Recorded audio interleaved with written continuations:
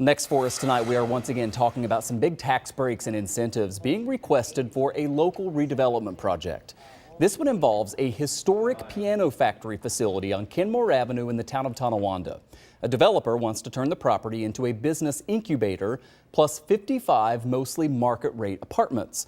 The $23 million project would come with $17 million in taxpayer subsidies. And with those figures, you can imagine the controversy. The question then becomes, to what scale should we as the public invest in that project? And I don't think we get a fair look behind the curtain at what the actual costs are. I think what we end up doing is just giving money out when it's asked for. And I don't think that that's the right way to undertake this type of work. J.Dale Shoemaker joins us now. He's a reporter with Investigative Post who just published an article on this. It seems like all the time we have these issues coming up where, developers are applying for these tax breaks. The developer here says that he could not make this happen financially without these subsidies.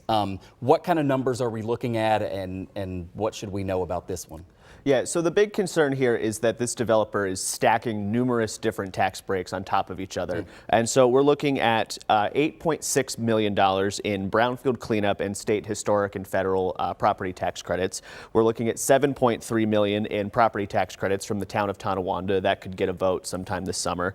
And yesterday, the IDA approved $1.2 million in subsidies for this project. The Erie County IDA? Yes. All right. Yeah. So when you add all of that up, we're talking about just a ton of money for this. I know that you talked with the Erie County IDA about this project as we were showing video there of the meeting. What, I guess, stands in the way of approval for everything else, and what is the IDA's explanation as to why this is a good use of this program?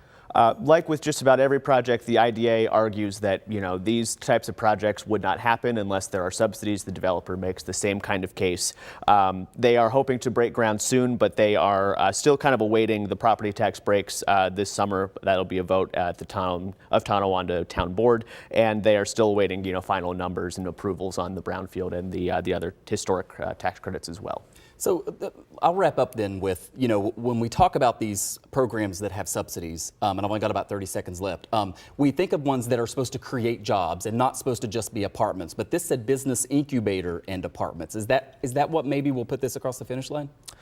Yeah, so they are not really creating jobs with this at all. There is going to be one full-time job and a couple of part-time jobs, that come out of this. It remains to be seen what the incubator space does, and if that is a net benefit for the community, or if that, is kind of another subsidy for other companies. We know you'll stay on top of it. J.Dale Shoemaker with Investigative Post. Article is up right now. It's worth reading. Thanks for staying on top of this. Thanks.